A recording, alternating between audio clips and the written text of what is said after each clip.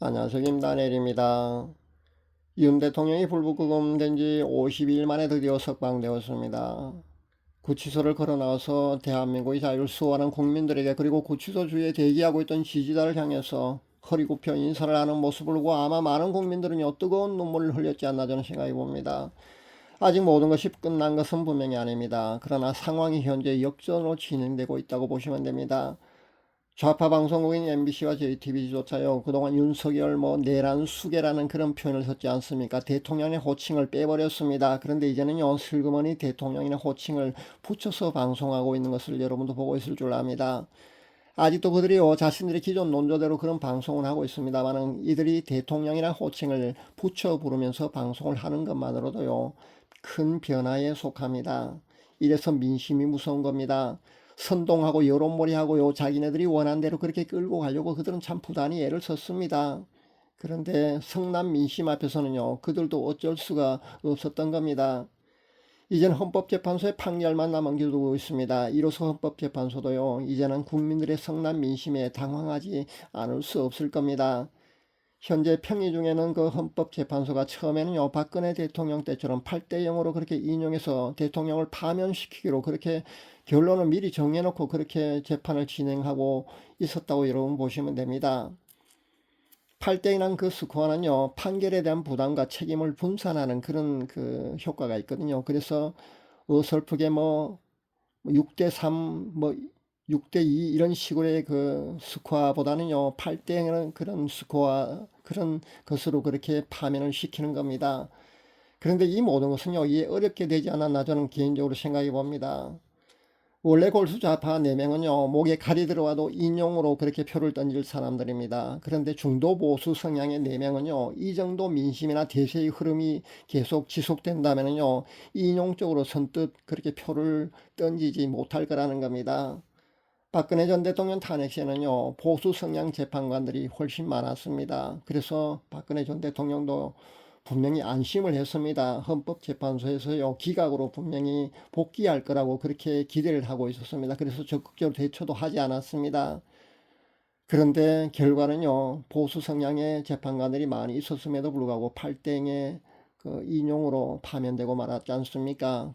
근데 이것은요, 그 당시는요, 그 유튜브 개인 방송이 활성화되어 있지 못한 그런 상태였습니다. 그래서 국민들의 의식이요, 지금만큼 깨어나지 못한 그런 상태였기 때문에 지지율이 그 당시 10%밖에 머물러 있지 않았거든요. 그러다 보니까 그런 결과를 얻을 수밖에 없었던 겁니다.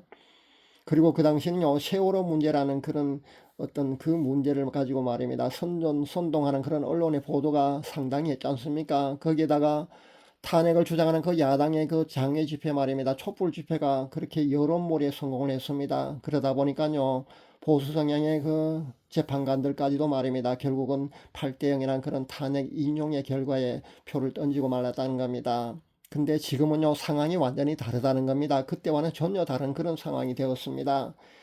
계엄을 선포했을 때 말입니다. 윤 대통령이 처음에 말입니다. 그때 처음에는요, 국민들이 많이 놀랐을 겁니다. 저 역시 많이 놀랐거든요. 그러나 윤 대통령의 적극적인 대처로 그 계엄령이 말입니다, 계몽령이 되고 말았습니다. 그동안 정치에 무관심하던 국민들, 그리고 중도 좌파에서조차요, 차츰차츰 그렇게 의식이 깨어나기 시작했습니다. 마지막 여론조사가 막 51% 정도였던 거로 제가 기억을 합니다. 그리고 그 후로부터는요, 여론조사 기관에서 발표를 하지 않고 있습니다. 여러분도 누구의 입김이 작용했는 정도는 아마 알만한 사람들은 다 아는 사실이기 때문에 제가 굳이 언급을 하지 않겠습니다. 그런 겁니다. 세상이 그런 거거든요. 아직도 모든 언론이나 모든 그런 것도 있어요. 그 여론조사기관까지요, 좌편향되어 있습니다. 모든 우리 사회 구석구석 모든 분야에서 그렇게 좌편향되는 그런 모습을 우리가 보고 있지 않습니까? 그러다 보니까 그런 겁니다. 좌편향되는 여론조사에서 51% 정도 나왔다는 것은요, 실제는 61%가 넘는다고 보시면 됩니다. 그런 지지율로 여러분이 이해를 하시면 됩니다.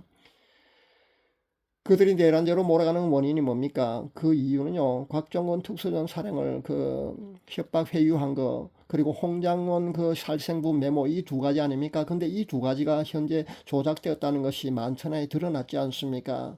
이제는요, 이들이 오히려 내란 선동죄로 조사를 받고 죄값을 받아야 할 그런 차례가 되지 않았나 저는 생각해 봅니다. 부디 진리가 정의가 승리하는 모습을 저는 꼭 보았으면 좋겠습니다. 국민들 가운데는요, 가장 먼저 아마 2030 세대에서 아마 의식이 깨어났다고 저는 생각해 봅니다. 그리고 10대인 중고등학생들까지도요, 탄핵 반대 시국선을 하는 것을 제가 보는데요, 이렇게 10대까지 깨어나는 것을 보면서요, 저는 아직 이 나라는 희망이 있구나 하는 그런 생각에 뜨거운 눈물을 흘렸습니다. 원래 좌우의 구도는요, 예전에는 45대 아마 55 정도였다고 저는 그런 판단을 합니다. 중도까지 좌에 포함했을 때 45대 55 정도였다고 그런 판단을 해봅니다. 그런데 지금은요, 많은 국민들이 깨어났으니까 35대 65 정도는 충분히 된다고 저는 봅니다. 이제는 선관위에서 아무리 부정선거를 만약에 획책한다고 해도요, 쉽지가 않을 겁니다. 조작하는 것도 어느 정도는 분명히 한계가 있거든요. 그리고 부정선거 문제가 이만큼이나 이번 윤 대통령의 계몽령으로 인해서요, 이슈가 되고 많이 알려졌습니다. 국민들 모두가 거의 알고 있지 않습니까?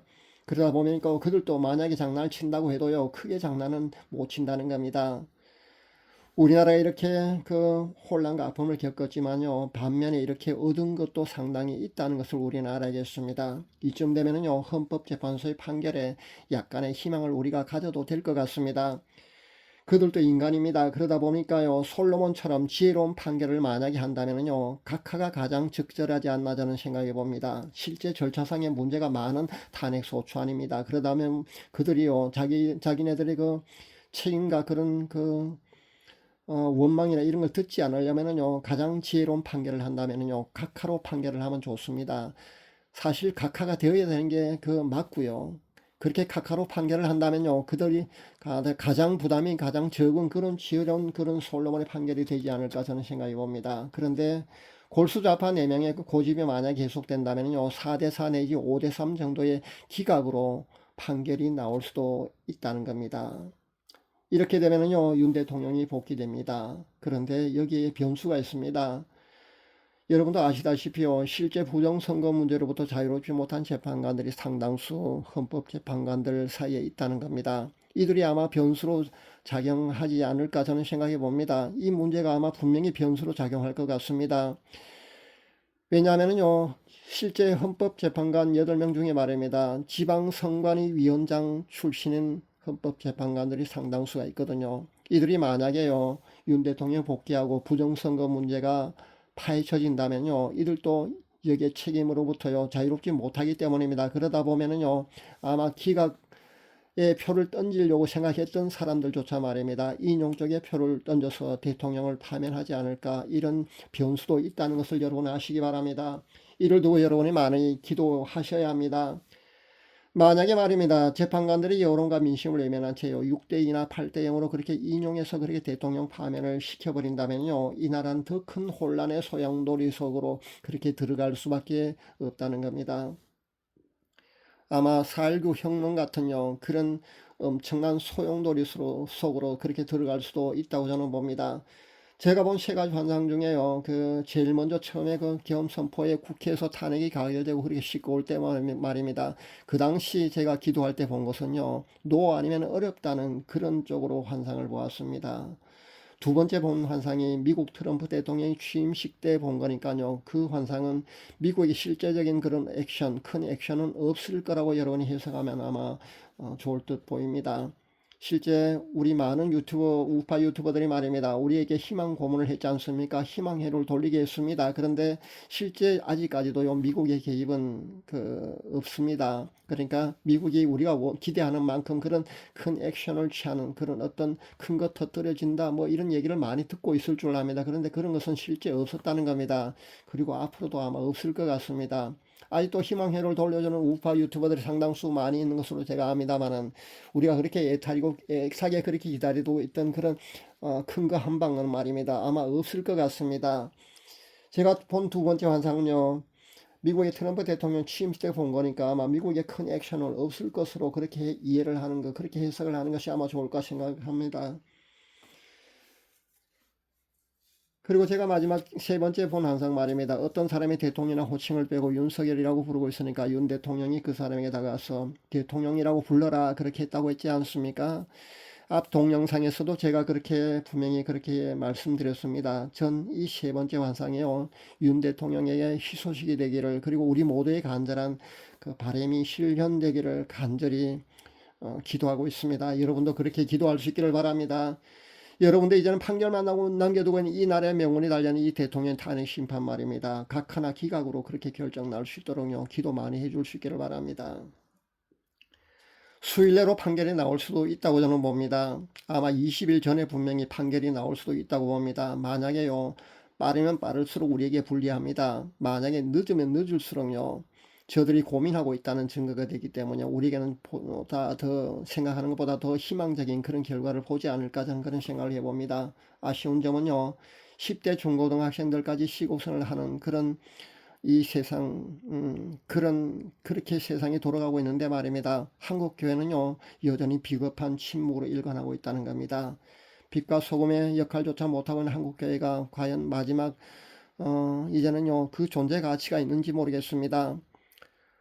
유일하게 합동측 증정총회장단에서 아마 나온 시국선언 외에는요, 현역 목회자들의 시국선언은 아직까지 없는 것으로 제가 아는데요. 이 정도 가지고는요, 정말 한국교회는요, 정말 부끄러운 그런 모습을 현재 보여주고 있다고 저는 생각해 봅니다.